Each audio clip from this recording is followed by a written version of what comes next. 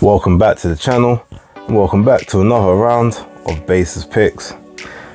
Now, I'm not going to do all the cards that are happening over the weekend because there's a huge amount at this point and I don't remember every single fight that's going to be occurring. So I'm just going to be looking at the main ones for myself at this point. I actually want to start with this evening's card. Linus Udoh and Denzel Bentley on Channel 5, thanks to Wasserman. I only really want to talk about that fight initially. The undercard is what it is. Like, it's a decent undercard, but I just don't have enough time to sort of go through all of it. So that main fight there, I feel like Linus Udoh has got better movement than Denzel Bentley. So I feel as if he can be able to position him into, you know, into certain channels. His rhythm, the rhythm he fights at is very sort of, you can tell that he's a guy that likes to dance. You can tell the rhythm he fights is very almost melodic in his movement, the way he, you know, sort of the way he sets things up. And he's someone that will work, you know, he'll kind of wear you down gradually and sort of just, you know, pepper you with the jab, with that, you know, that jab, that right hand, the straight, the hook, like, and then he'll angle himself off and he'll reset. He'll make you have to reset, so it's very hard to, you know, throw your power punches against him. But Denzel Bentley is also very, his movement is educated yet unorthodox as well. He might have the more seasoned pedigree at this point, facing slightly better opponents overall than Linus Udoh. And I know it's, you know, it's going to be a little Nigerian versus Ghanaian dynamic, which should be fun. In this fight, I'm going to go with Linus Udoh. I feel like not necessarily his IQ, but I feel just his sort of ring craft, his natural rhythm and his flow, and not being sort of very flustered, you know, through any adversity that he has had thus far. I just feel like he'll take this one on points. So I'm going to go for Udoh on points against Bentley. But I feel that's going to be a good fight and I can't wait to watch it, if I'm going to be honest. Okay, so fun fights only moving forward. We've got Tony Yoko and Martin Boccoli fighting tomorrow, and I'm not even gonna go through it. I feel like Martin Boccoli's probably been in a fat camp for this fight because his last fight he was like 280 something pounds. He has been hella inactive over the last several years. You know, the pandemic doesn't necessarily help. I know he didn't really get the opportunities for Matchroom after the poor performance against Kuzman. Or not poor performance, but yeah, it wasn't what it should have been, like, or whatever. So he's been off Matchroom since then, hasn't really had much opportunities. But if he's been in a fat camp against someone who's definitely living the life a lot more, Tony Yoko, you know, naturally more, you know, natural mobility, I see Yoko pretty much dominating and actually stopping Boccoli sort of the later rounds, round sort of 8, between 8 and 11, somewhere between there. Like I said, I don't think Boccoli's been living the life as such, and I feel like Yoko's got something to prove, purely because he wanted that Hrgovic final eliminator, and because of Boccoli's team, he wasn't able to get that. So he might throw a little more spite between those punches. Everyone talks about, you know, does he have a good chin or not, because obviously he got flattened by Erislandy Savon in the amateurs, but that was, you know, what, 8 years ago, and like they say, the best chin is the one that never gets tested. He hasn't put himself in the position to have to take those flush shots since, and that's the mark of an improved fighter, you know, not having to dine out on if you've got a great chin or not. So I don't think Boccoli is going to be the one to test it, to be honest. He had some real good potential earlier on, but I think a lot of it is wasted now. And yeah, I'm going for Tony Yoko by knockout, sort of the later rounds. So as like I said, between rounds 8 to 11, that's my prediction.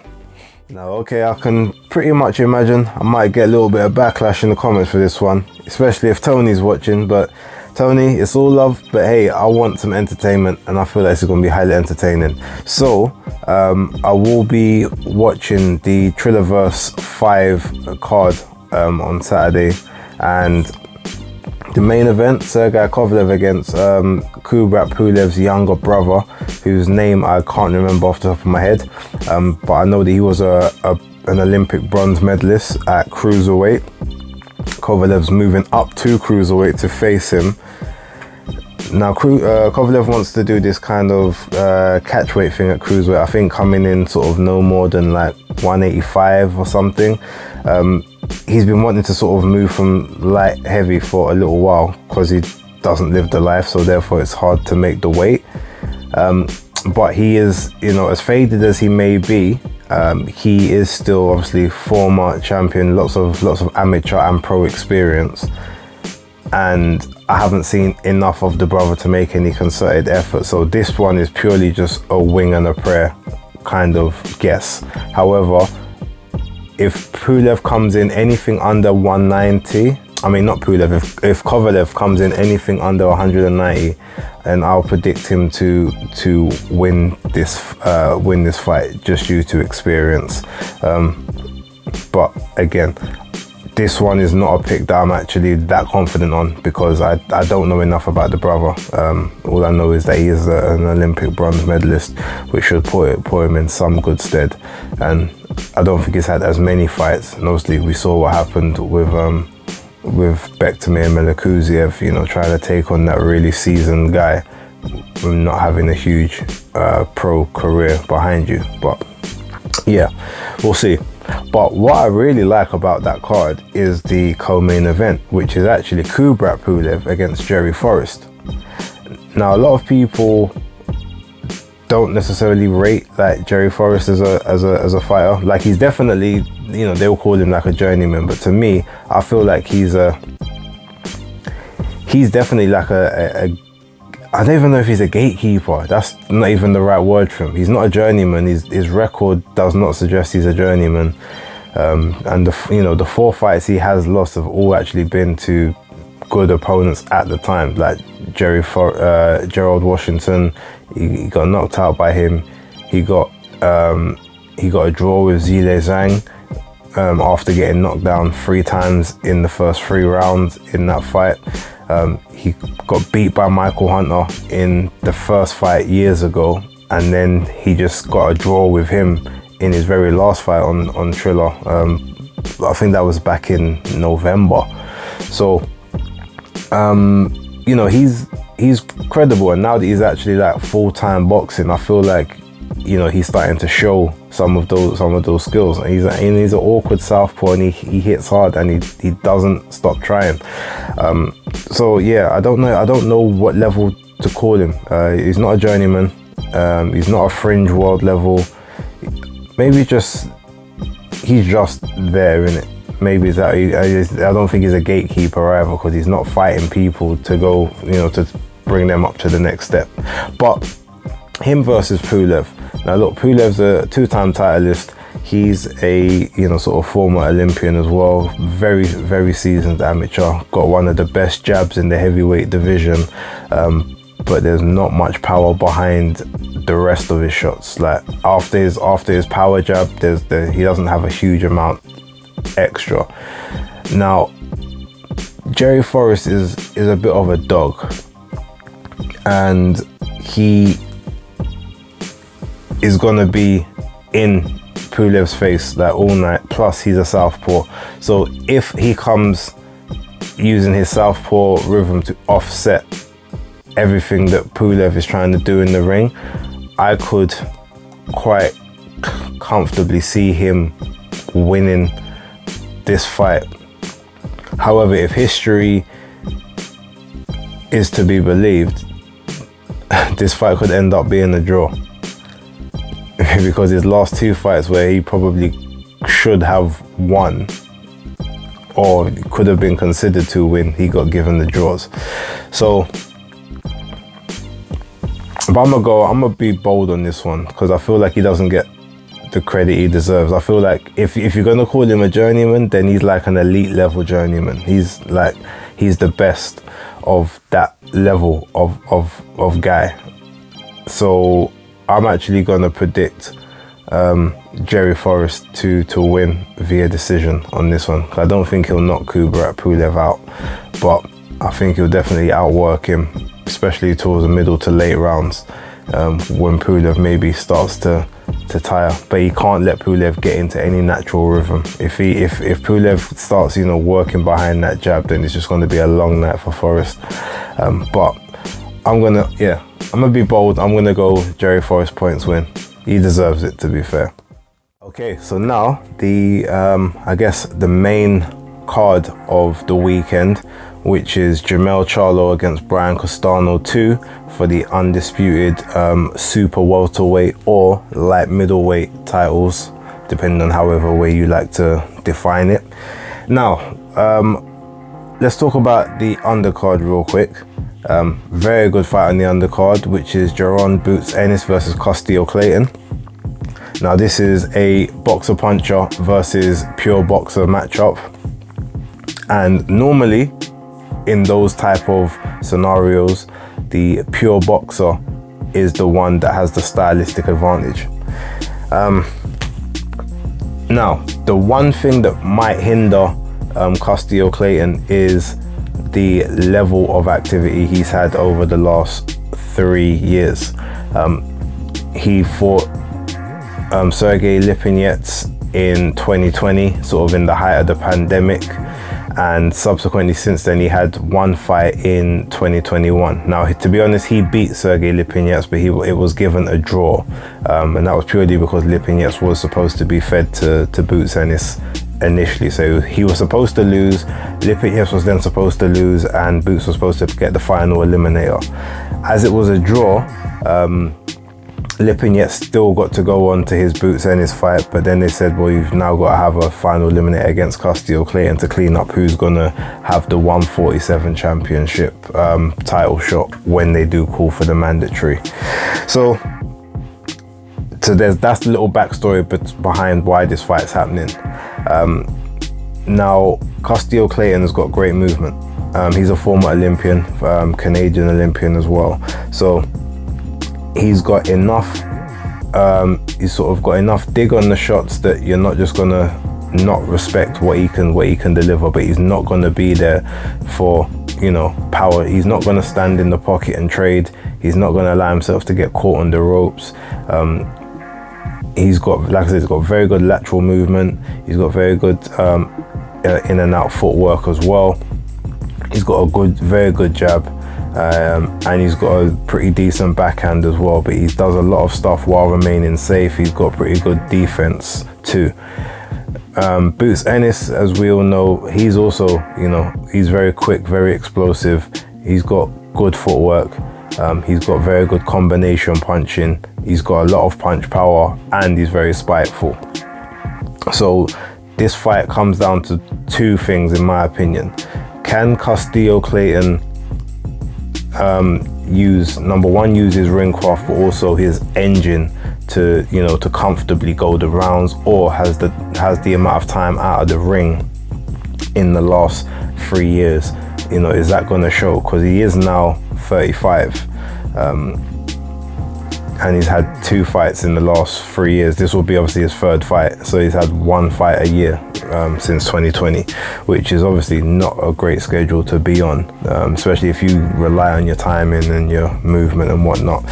But he has got pedigree, so this will, to me, 100% be Boots Ennis' hardest fight to date. And if Boots goes in there on some wrecking ball thing, he'll get picked off, picked apart, and possibly, you know, he does tend to eat shots to get to let off his own. Like, he can get caught, and if he gets caught by Castillo Clayton, that could definitely cause a problem. However, as good as I actually do think Castillo is, I think the inactivity is a problem. So while I think he's gonna push Boots to limits that Boots hasn't had to deal with as of yet, especially being a naturally bigger 147 guy as well, and not sort of a guy coming up from lower weight divisions or, you know, whatever. I think that Boots is gonna have to go through some moments in this one, you know, get through some frustration, but ultimately I do think that he will get the victory. But I think he's gonna go points. I don't think he's gonna knock Castillo-Clayton out, and I think it will be like maybe a 116, 113 type of fight, or possibly even a 115, 113. But yeah, I'm going to go with Boots Ennis for the decision win, because yeah, I don't think he will knock Clayton out, but you never know. So finally, we get to the main event. Now, with regards to this fight, my biggest thing is who learned more in the first fight? Who can change up what they done from the first fight? Now, look, no sugarcoating it. Brian Castano won that first fight quite clearly. JermellCharlo had some moments, and he actually did hurt Castano on a couple of occasions, like really badly. But Castano also hurt him really badly as well. So when you look at it, you say, well, Castano won the majority of the rounds the first time. He hurt the guy. So realistically, you know, you carry on, what would they say, like round 13, and you just, you know, you get that job done more convincingly. Well, I feel like JermellCharlo is able to make the necessary adjustments in this fight, the same way he made slight adjustments in the fight against Tony Harrison when he had to rematch him. He seems to always do better second time around. And when you look at the fight itself, stylistically, JermellCharlo, boxer puncher, Brian Castano, pressure fighter. Boxer puncher is normally the stylistic, you know, sort of the stylistic advantage over the pressure fighter. And I just feel he will make a few necessary adjustments in that ring to be able to take advantage on some of, you know, Castano's flaws, which are coming in and being way too aggressive and sometimes overthrowing and overcommitting.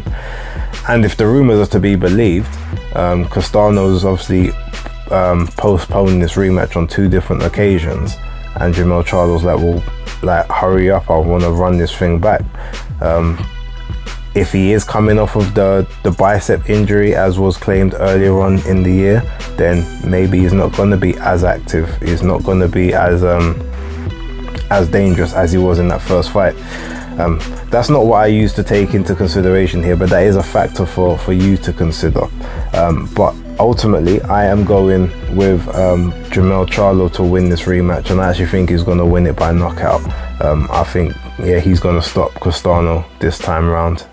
Too many adjustments to be made. He clearly would have seen certain things that he did wrong last time, and he's the one that's been wanting to run it back, from all, you know, sort of from all accounts that I've seen, more so than what Brian Castano has. And that normally tells me the person who's the hungriest for the rematch is normally the person that ends up winning it. But we'll see. Anyway, look, that's it for my picks for this week. So just to summarize again, we've got I'm picking Linus Udofia against Denzel Bentley. Obviously Floyd. Yeah, I'm gonna pick Floyd against Don Moore.